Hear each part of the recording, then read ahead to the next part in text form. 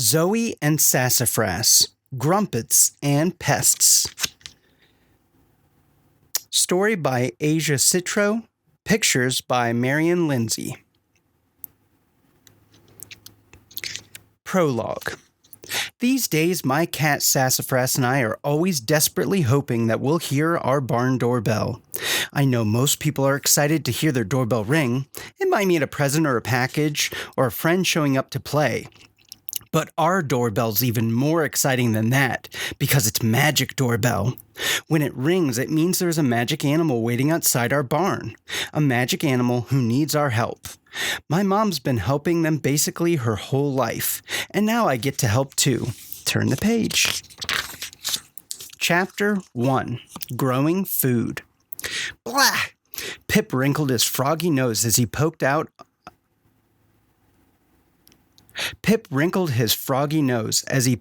a leaf in my garden.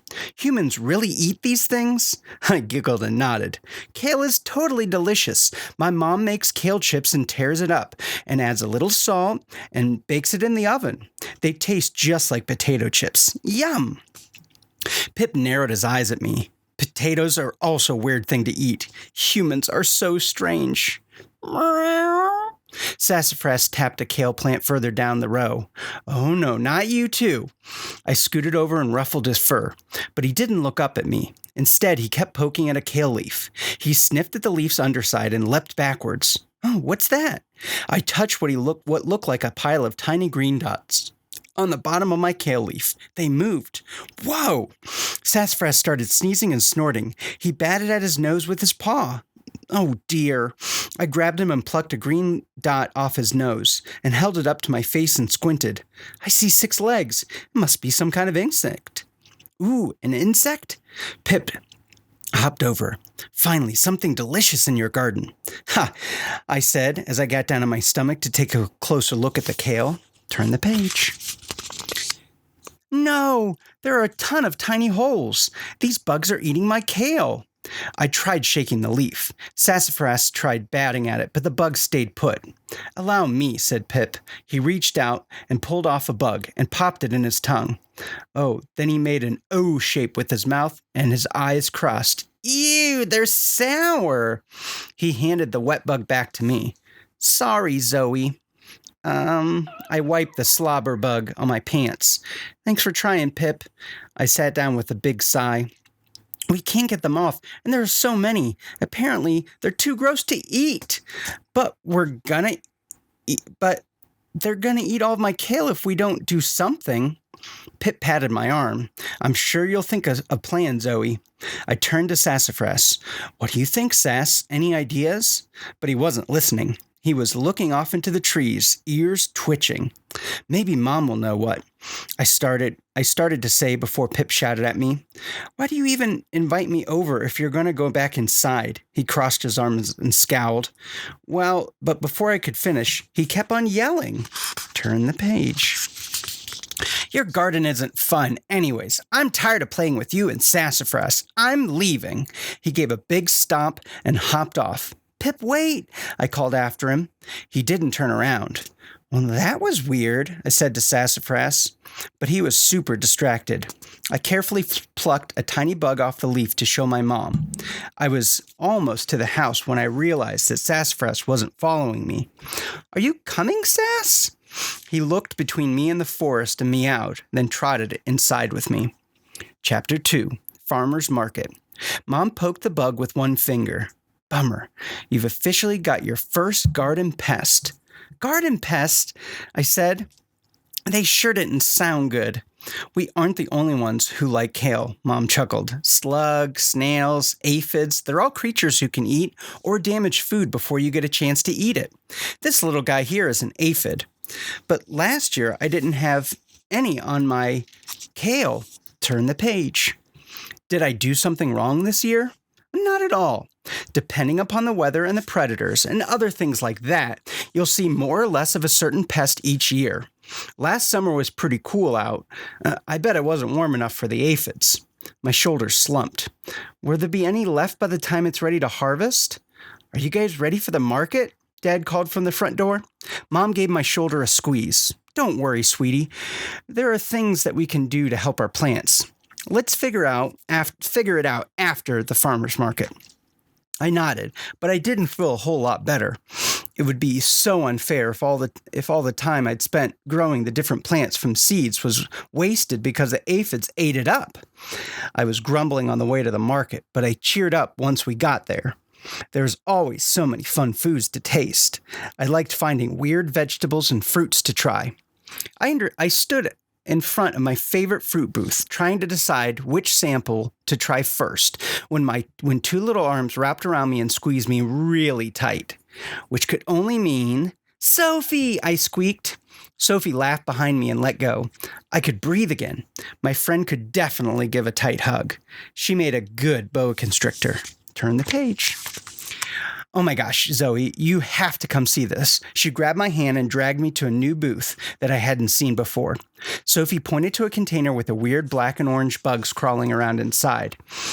Guess what those are. Some kind of beetle, maybe? They're baby ladybugs. No way! I peered closer. Are you sure? Aren't they neat? A lady with a name tag of Nina, who was working at the booth, smiled at us. They look like skinny, long beetles now, but after they've shed a few times and grow, they'll pupate.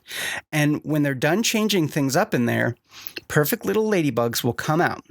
She pointed to a pupa in the back of the container. It looked a little bit more like a ladybug. The right shape anyways. "Do you like bugs?" Sophie and I nodded furiously. "Well, if you two garden at all, you'll love the bugs we have here today." She waved her hand over some different containers.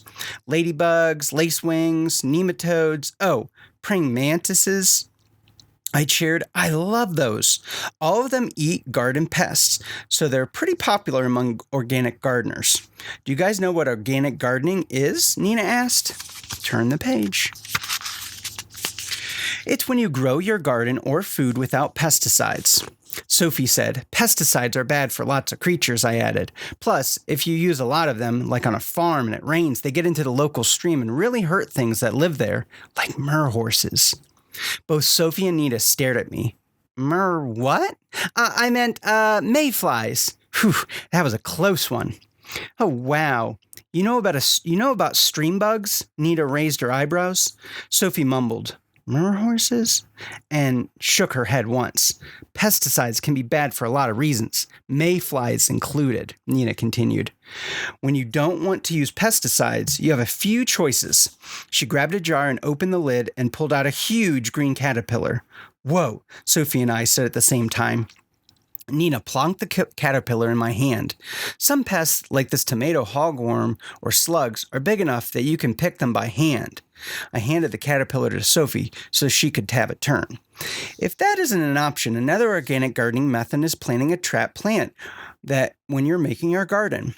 Nina lifted a flowering plant off the table. "Nasturtiums," I grinned. "I love eating those. The flowers are delicious." Nina laughed. "That's exactly how they work. If you plant them with your crop, other pests will eat the nasturtiums instead." I looked over at the containers of insects. So let's say you're growing kale and you already planted it where there are a ton of aphids on it. Maybe there's one of these guys could save the day. Exactly, Nina said. Ladybug larvae would be really helpful, and we're selling them today. Sophie and I looked at each other and said, "We'll be right back." We ran to our parents from one of the fresh berry booths. I couldn't resist sneaking one sample of a raspberry before grabbing my mom's hand and telling her the great news. "Mom, come see. I got the solution to my garden pest problem." Chapter 3, Pip. Sophie and I crossed legs in my garden with two open containers of ladybug larvae between us. "Whoa, look at the markings on this one." Sophie held out a finger, and we oohed and awed over the pattern on its back. Sophie didn't have any aphids at her house, but she really wanted some of the ladybug larvae. So our parents decided that we could release both sets of larvae. Turn the page. On my poor kale plants.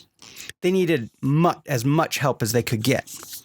A tiny orange paw darted towards one of the containers. No way, buddy, I scolded Sassafras.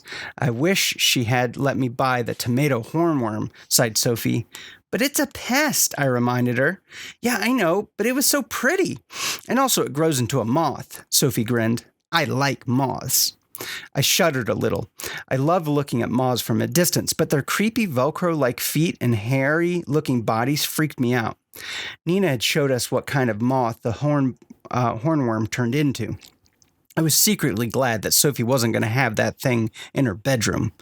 Zoey! A little sing-songy voice came out. Sassafras bounded over to Pip, who was walking out of the forest.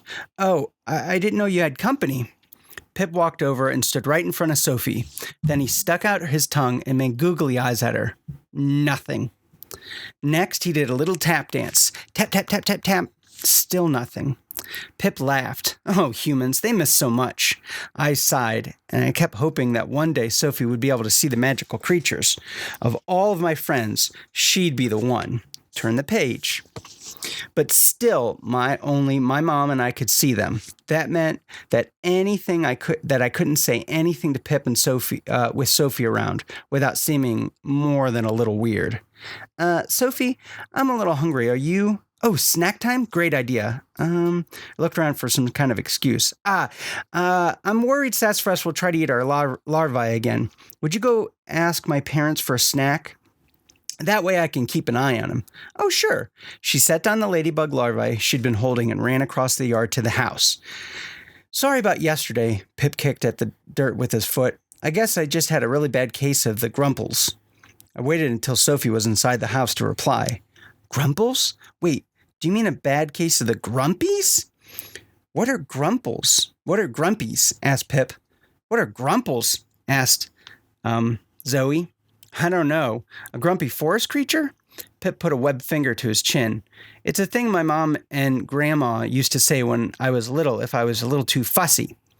Huh. I've heard people say a bad case of the grumpies when somebody's grumpy, but I don't think they were talking about a forest creature. Pip shrugged and peered into an open container of ladybug larvae.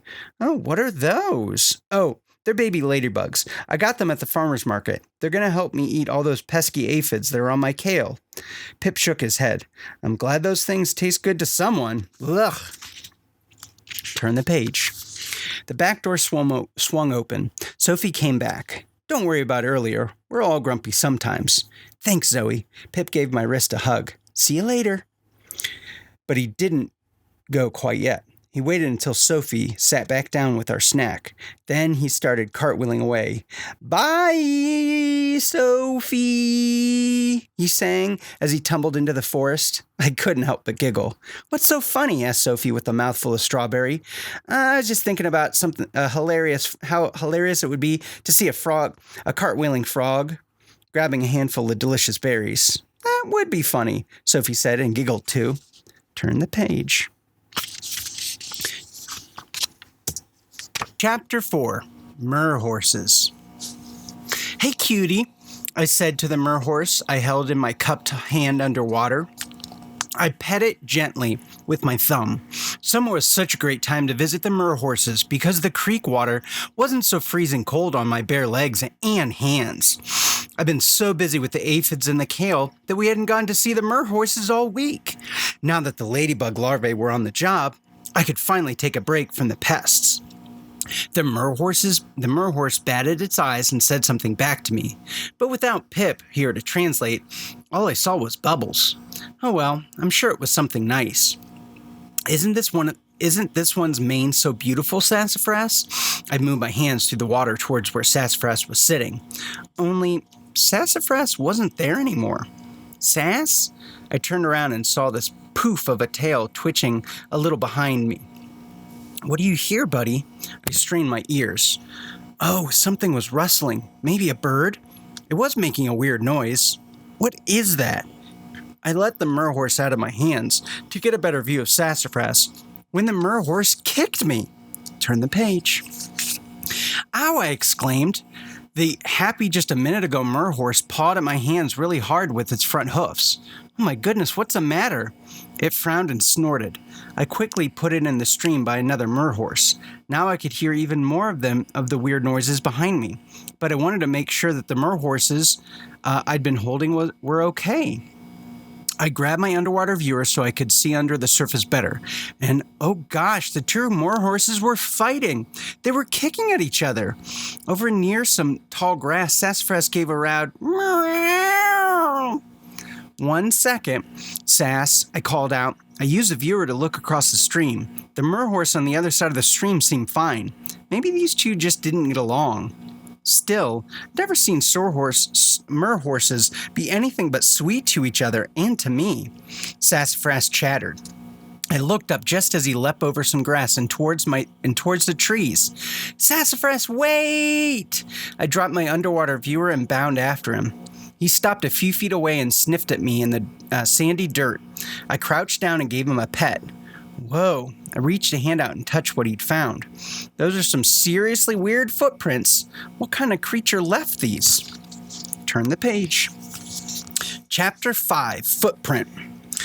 Well, it sort of looked like it had 5 toes, or maybe 6. Remembering the footprint was hard now that it wasn't in front of me. Mom nodded and squinted, and then nodded some more. Then her eyes got big, and she held up a finger. I've got an idea, she said, and she went to the craft closet. She set a big bucket labeled Plaster of Paris on the kitchen table with a thud. Plaster, I asked? I don't want to do crafts right now. I want to figure out what that creature was. Oh, but that's exactly what we're going to do, Mom said. I'll come with you to see the footprint. But your dad might be a little suspicious if we both took off to the forest without inviting him along. She winked. So I'll show you how to make a mold of the footprint, and you can bring it back to show me. Oh, cool, I said. Sassafras, in her excitement, jumped on the counter. I grabbed him and sat him in my lap on the kitchen chair. Okie dokie, let's see. Mom mumbled as she grabbed a measuring cup and used it to fill a water bottle with 2 cups of tap water. Next, she pulled a big plastic Ziploc bag and another measuring cup. She measured 4 cups of plaster of Paris powder in a bag and then sealed it. Turn the page. When you get there, you'll need a bunch of small sticks and 1 big one. Sticks, got it. Use the small sticks to make a circle around the footprint. They'll help keep the plaster from flowing everywhere. Meow, said Sassafras, and I nodded. Then take this water. She held up the water bottle. And add it to the bag of plaster. She held up a Ziploc bag as Sassafras touched his nose to it and stared inside. Use the big stick to mix it until it's smooth. Then carefully pour it into the center of the footprint until you fill up the whole footprint, right up to the stick border. Okay, got it. Then what? Then play for about 30 minutes. After that, check the plaster with your finger, Mom continued. When it's hard to the touch, gently wiggle the plaster out of the ground and bring it home to dry overnight. After it's completely dry, you can use a damp paper towel to clean off the remaining dirt. A big grin spread across my face. This is so cool. I hopped out of the chair and gave my mom a big hug. Thank you. Turn the page. Chapter 6, Making a Mold. Sassafras and I followed my mom's steps to mix and pour the plaster. Now we were just going to wait for it to dry. In my early rush to get home, I guess I'd forgotten my underwater viewer by the stream. Oops, I said. I picked it up and peeked at the merhorses. I found the one with a really pretty mane that had been so upset earlier. It was fine. No fighting. Sassafras came over and bumped his head into my leg. I scratched under his chin and purred. I guess that the merhorses were feeling grumpy, I shrugged.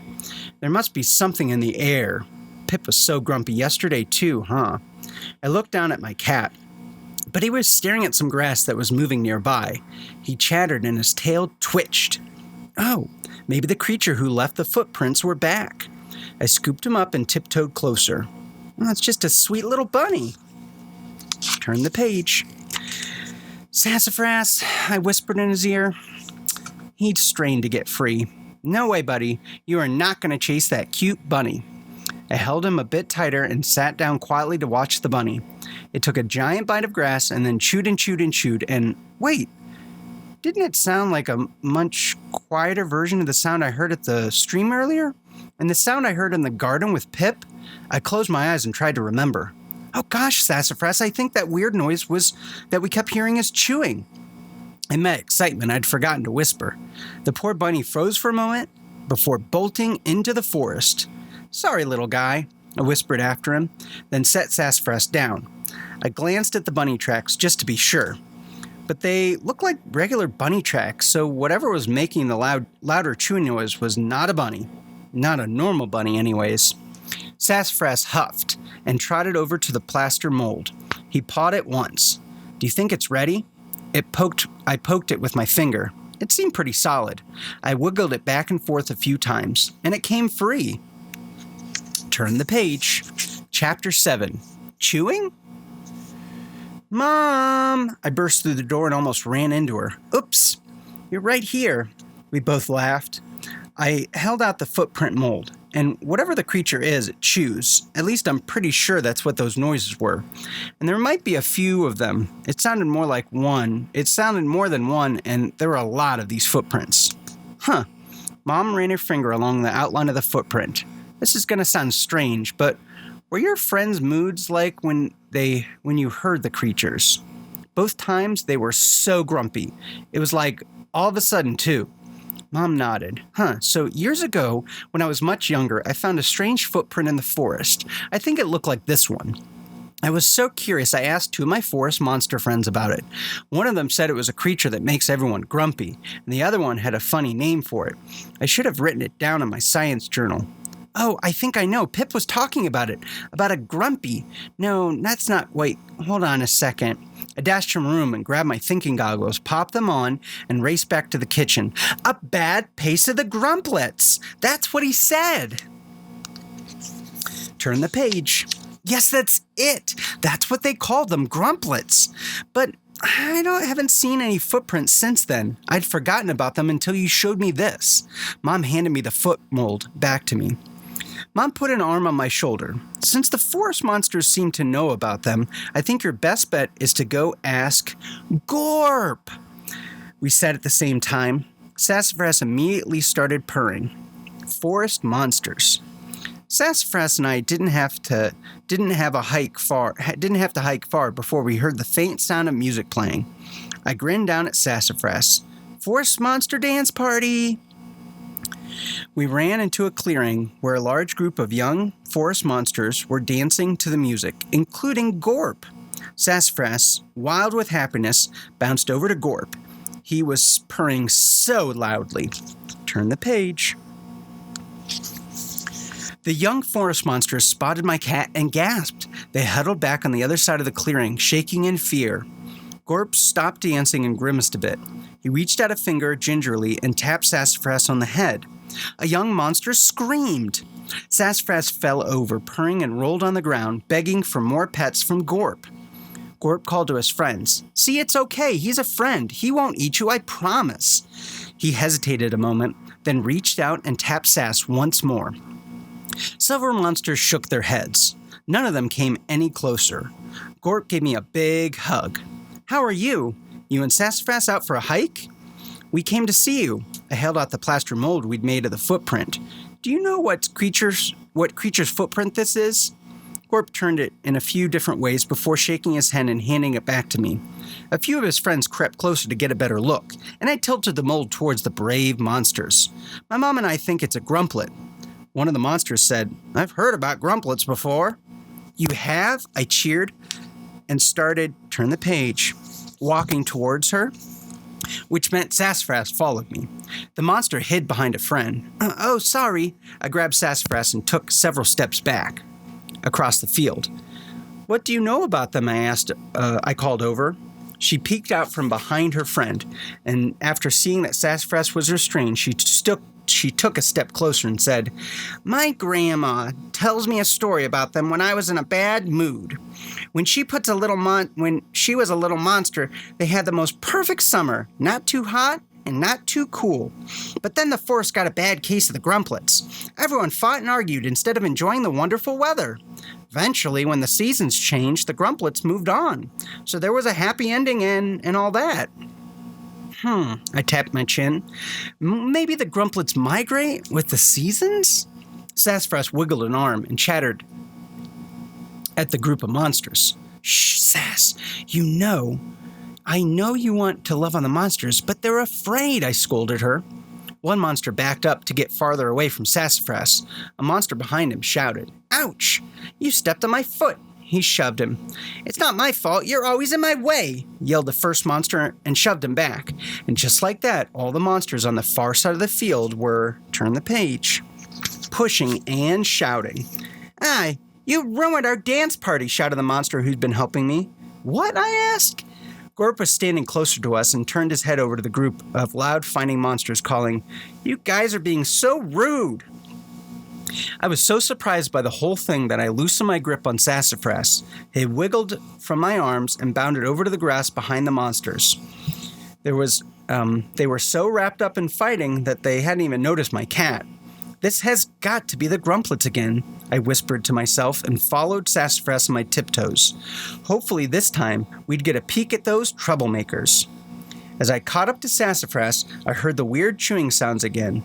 Sassafras and I slowly parted the grass and saw a group of grumplets. They were so little and cute I almost squealed, but I pressed my mouth shut, took a breath, and reminded myself that it might be the only chance to observe them. I need to be a scientist and focus on gathering as much information as I could. I couldn't see their feet through the grass, so I couldn't tell if they matched the footprint mold. I looked at their mouths. They were definitely chewing. It was the same sound from before. But what were, turn the page, they eating? I watched a grumplet that wasn't chewing step a bit closer to the monsters, then put a hand up in the air and wiggled its fingers. After a little wiggle, it reached up on its tippy toes and grabbed something. Then it pulled that thing into its mouth and began to chew. Another grumplet did the same thing. The more they pulled and chewed, the louder the fighting monsters got. I leaned forward to see if I could tell what they were eating. Something seemed to shimmer in the light a little, almost like a spider web. I leaned even further forward and squinted my eyes. Yes, those tiny, almost invisible, sparkling strands floating from the top of the monsters' heads, over the grass and into the hands of the grumplets. I leaned a teeny bit further forward to see better, and then I fell with a very loud thud. Chapter 9, Grumplets. I popped up just in time to see a wide-eyed grumplet leaning backwards and running off into the forest. As I turned to run, the airy, sparkly things they'd been pulling snapped and vanished. The grumplets were so small, but they were very fast. There was no way Sassafras and I could catch up with them. I sighed and brushed off my pants. My hand bumped the footprint mold in my pocket. Turned the page. Oh, well, we can at least see if the footprints are a match. Help me find some tracks, Sass. We hunted through the grass in the opposite directions. Meow. Sure enough, my cat had found a patch of mud with some footprints in it. I held up the mold. It was an exact match. I ruffled Sassafras's fur. Great work. I turned back towards the clearing, but all the monsters were still fighting. So Sassafras and I trudged towards home. I hoped we could get to the bottom of this whole grumplet thing. If not, the summer was going to be long and frustrating, filled with grumpy fights, magical friends. This would be such a bummer since the weather was so perfect for playing outside. Back at home, I popped my thinking goggles on my head. There must be some way to get the grumplets to leave. I plopped down at the kitchen table. Okay, let's write down what we know so far. Grumplets have footprints that look like this. I think they eat something from my magical creature friends. After they leave, my friends eventually feel better. Grumplets seem to be scared of humans, or at least fallen humans. And we think they migrate and will be here during the summer. And they seem to only appear in years when the weather is just right. I focused on what I saw when they were chewing. They were taking something from my friends, and it was thin and sparkly. I tapped my fingers on the table. I thought I smelled popcorn. I looked around. No popcorn. Okay, thinking goggles. What does popcorn have to do with this? I closed my eyes and thought of the last time I smelled popcorn like that. the country fair. Oh, the popcorn machine was by the cotton candy machine. Oh, the sparkly strands for my friends looked just like cotton candy. I clapped my hands. Sassafras roamed between my legs. What could be coming from my friends that's like cotton candy? And losing it makes them grumpy. Something sweet and happy. Wait! I scooped up Sassafras and put his forehead against mine. I looked into his eyes and asked, do you think it could be joy? Chapter 10. Aphids. Let's ask Mom, Sassafras. I grabbed my science journal and peeked out the kitchen window and saw her in the garden. Mom stood up and waved when she saw us running towards her. Hey, Zoe, just the girl I was looking to see. Look, she pointed at my kale. I bent down next to Sassafras, who sniffed the leaf and purred. Oh, wow, the aphids are almost gone. Thank goodness. Turn the page. They were such pests. The thinking goggles suddenly felt tight on my head. Oh my gosh, Mom, that's it. Maybe the grumplets are a forest pest. Instead of eating kale, they eat my magical friend's happiness. I saw them and... You saw some grumplets? Mom's eyes got wide. Yeah, they're really cute. Anyways, I saw them pulling these weird sparkly strands, which look like cotton candy, off my friends. Do you think they could have been their joy, Mom? Interesting. That does sound like a good explanation to me. So if you're right, and they're pests eating something you don't want them to, what do you think we should do? Mom tapped my science journal and winked at me. I plopped down the dirt and wrote in my journal while Sassafras chased a butterfly.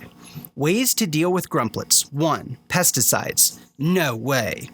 2. Picking them by hand. I don't think I could catch them, even if they were. Where would I put them? Turn the page. Number 3. Natural predator. Eek! They're annoying, but I don't want something to eat them. 4. Trap plant. Oh, that's a good idea, I exclaimed. Mom smiled. Tell me more. Well, at the market, Nina and I could try a trap plant like a nasturtiums for the aphids. A trap plant's basically something yummier than the plant that they're attacking. I looked over and saw the butterfly had flown away, so now Sassafras was chasing a grasshopper. Okay, so if the grumplets want to eat my friend's happiness, what would taste better than that? I paced the garden. What tastes like happiness? Happiness. I tasted the sweetness of the cotton candy from the fair on my tongue. Candy! Turn the page. Chapter 11. Pip. Again. Why are you shouting about candy? I called a voice from the forest, and out popped Pip. Pip! Mom and I cheered. You are right, I told them. Grumplets were making you grumpy the other day. I really did have a bad case of the grumplets, Pip asked. Did I? I really did have a bad case of the grumplets? Pip asked. Yep, I nodded. Sassafras and I saw them causing trouble with the forest monsters yesterday. I'm pretty sure they're eating all the happiness from the magical creatures. Pip wrinkled his nose. Happiness is another weird thing to eat. Then struggled. Makes more sense than kale, though. I rolled my eyes. I think if we get them to eat the candy instead, they'll leave you guys alone. Dad peeked into the kitchen and called, Hey, honey. Mom patted my head. Sounds like you guys have this handled. Tell me what you learn later. She sneaked Pip a quick kiss and headed into the house. Pip touched his cheek and smiled, and then turned to me. So, how do we get them to eat candy instead? I said. Oh, are you willing to help me try something? Of course, he replied. Great, you two wait here and I'll be right back. Turn the page. Once I filled my backpack with all the stuff I needed, I set out for the meadow where the monsters had been fighting earlier. I told Pip my plan all along the way. When we got there, I laid out a nice napkin as a frog-sized picnic blanket and handed Pip a small bag of chocolate candy. Then I scooped up Sassafras and hid him in the bushes at the edge of the field. Oh, this is so good, Pip shouted loudly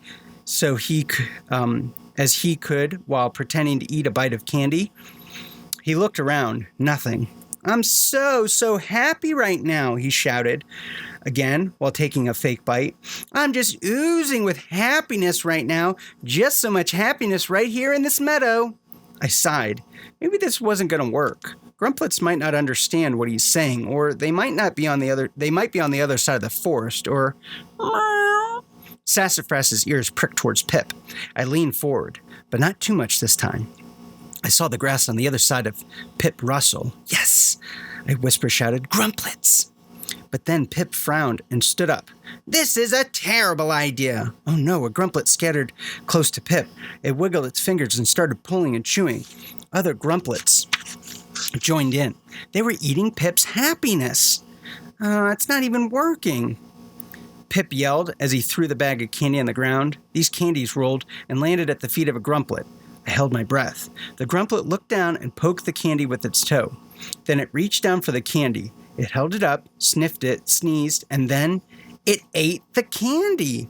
The grumplet rubbed its tummy and took a few more steps in the clearing and found another candy and ate it.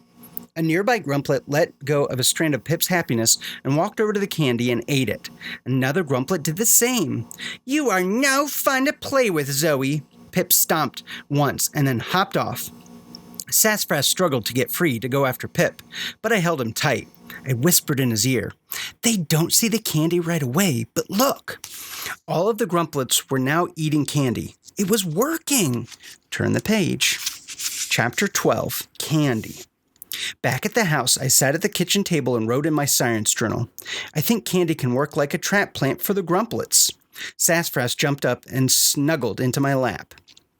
Okay, I think it could work. We just need to put the candy in the forest, or give our friends candy to throw when they're feeling grumpy, or... I looked down at Sassafras. He bumped my chin with his head. Meow. Yeah, there's no way we could actually use candy. It would get all gross in the forest. It works, but it's still not actually a solution. I crossed my arms on the table and laid my head down. Hey, kiddo. I felt a hand on my head.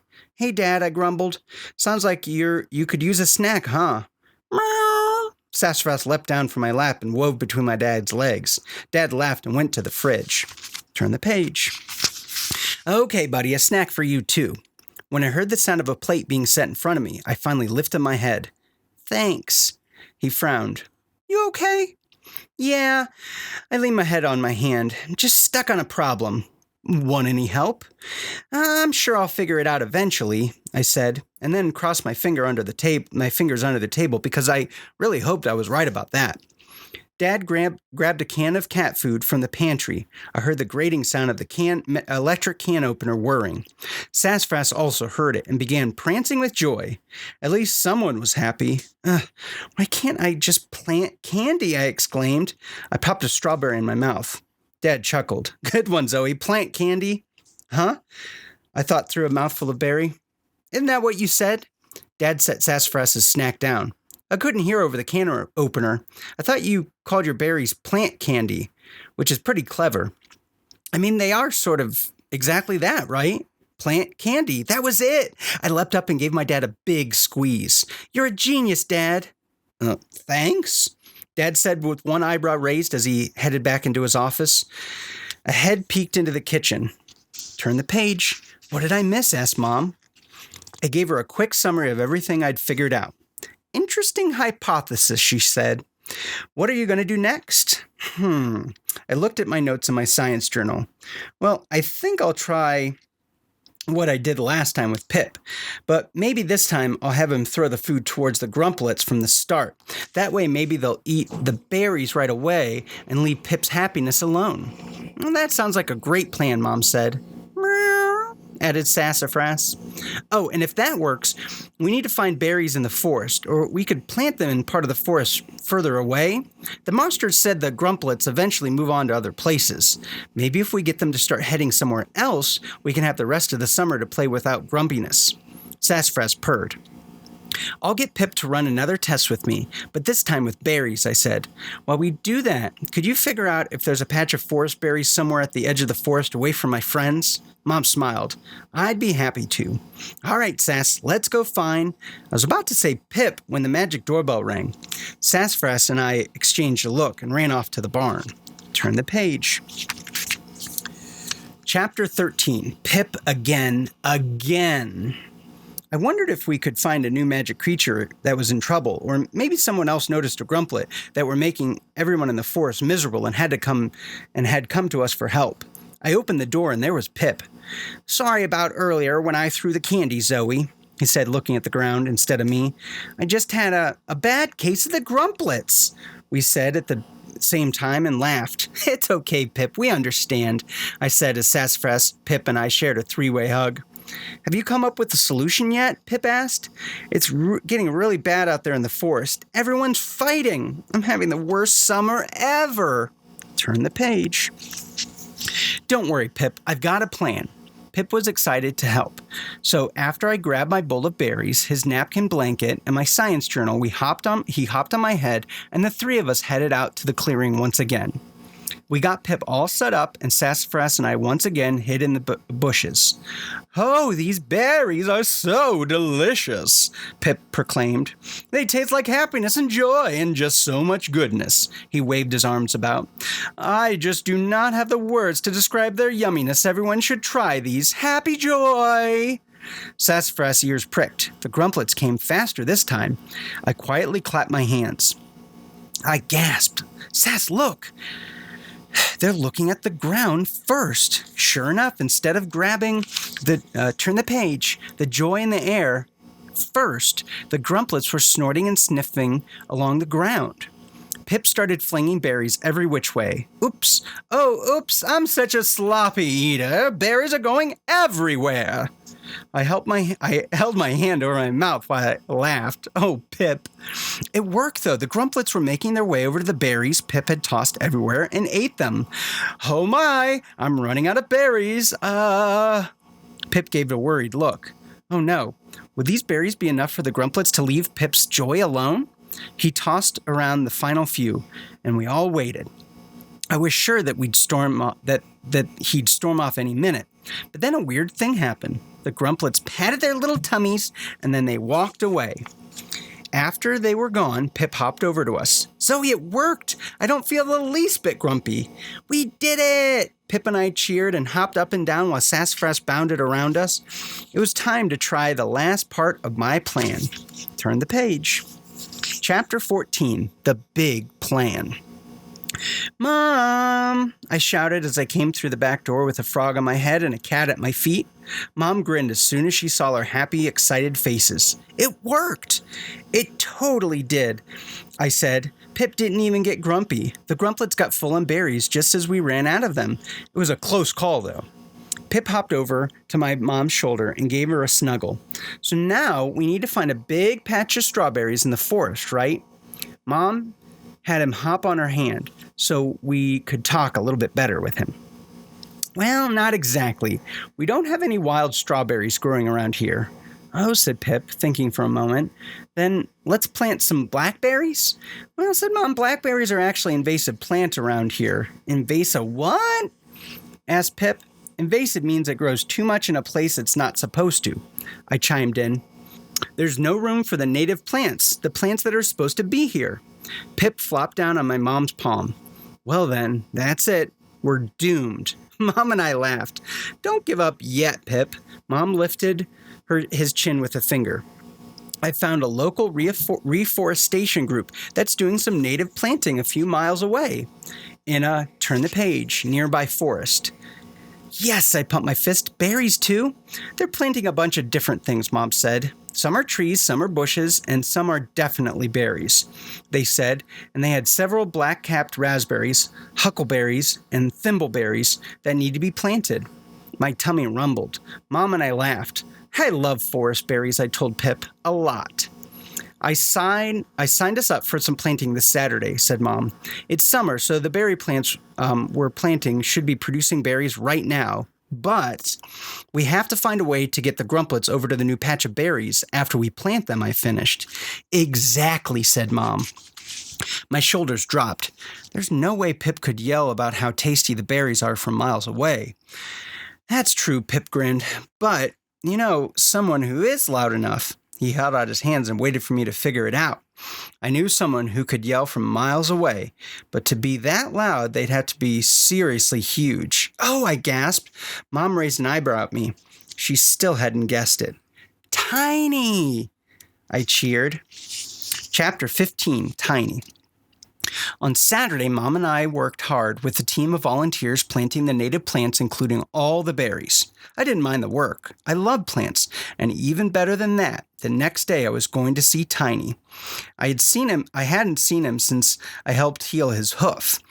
Do you think he's even bigger? I whispered to Mom as we patted the soil around the thimbleberries we just planted. I suspect so, Mom laughed, though it's hard to imagine, isn't it? I grinned. I couldn't hardly wait. After we got home and washed up, I did my best to keep busy. I read books and brushed sassafras and checked on my garden and finally went to sleep. And I dreamed of unicorns, obviously. The next morning, Mom, Sass, and I took the car to the new berry patch. As we turned the corner and it came into view, I pressed my whole face against the window. Whoa, I said. 6 ginormous unicorns towered over everything. I squinted at their hooves. Oh, there was our tiny Pip. We parked, and Sassafras and I burst out of the car and ran over to Tiny, who was in fact taller. Zoey and Cat, Tiny boomed.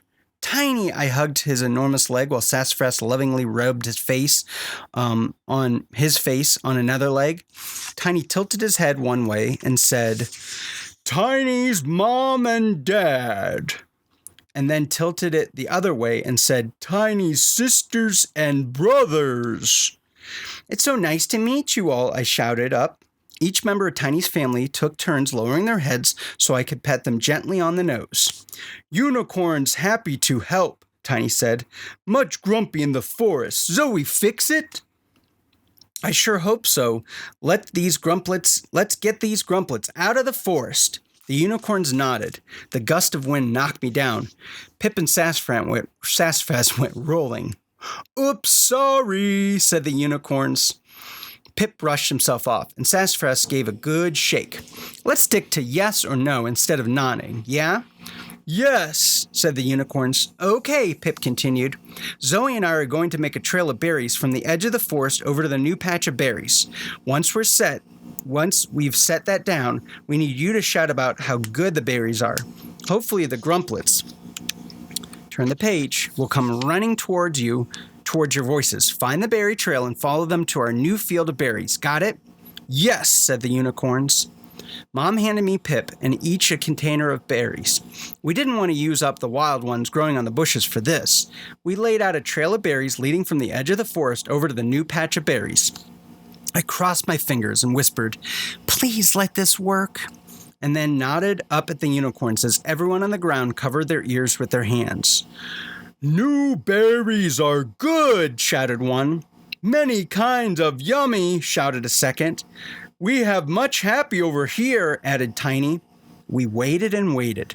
The unicorns used their loudest voice to let the whole forest know about the new berries. But where were the grumplets? Chapter 16, Disappointed. I dragged my feet over to Mom. I don't understand. I thought this would work. I felt like crying, but I took some breaths and tried to stay calm. We figured something out, I told myself. I did too, sweetie. Mom hugged me, but it's a long way to walk. First, the grumplets have to hear the unicorns. Then they have to walk a few miles until the forest, towards the sound until they find the berry trail from the edge of the forest to here. Turn the page. That could take some time, I imagine. I guess, I said. It's just that the grumplets were really fast when I saw them last. Figured they'd be here by now. I flumped to the ground, crossed my legs, and set my head in my hands. Pip and Sassafras came over and snuggled me. Then Sassafras started chattering. I looked up. Sassafras was chattering. That meant, yes, I whispered. I could see the first of the grumplets eating a berry from our berry trail. The unicorn spotted it and stopped shouting. They effortlessly glided to either side of the berry trail to clear a path for the grumplets. First one, then another, then several more grumplets appeared. They followed the berry trail just like I'd planned. When the grumplets got to the plants, they looked a little confused. Then they started sniffing. One found a berry on the plant and stared for a minute, then plucked it off and ate it. The others watched and did the same. I hope there's enough berries, I whispered to Mom, and then she nodded. They ate just a few of the wild berries before patting their stomachs. The smallest grumplet gave a little burp. Bah. What are we going to do now, Zoe? Whispered Pip. Turn the page. I have no idea, I whispered back. The grumplets moved a bit further into the new patch of plants. One of the grumplets pointed at an old hollowed-out tree trunk. All the grumplets snorted and squealed at each other, and then they looked along the ground. I stood and picked up Sassafras so we could get a better view. Pip hopped up on Mom's head, and she stood too. What are they doing? I whispered. The grumplets gathered up moss and lichens and put it into the hollow part of the trunk. Oh, I think they're making a bed, I quietly told Sassafras. Meow, he replied. One by one, the grumplets piled on top of each other inside the tree trunk.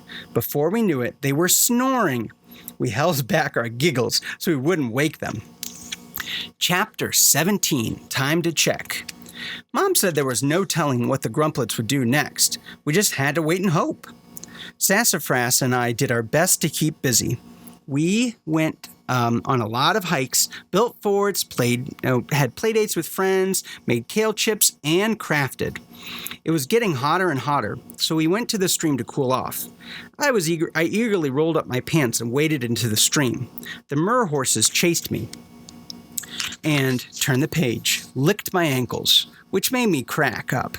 Sassafras was, of course, staying dry on the shore, watching us play.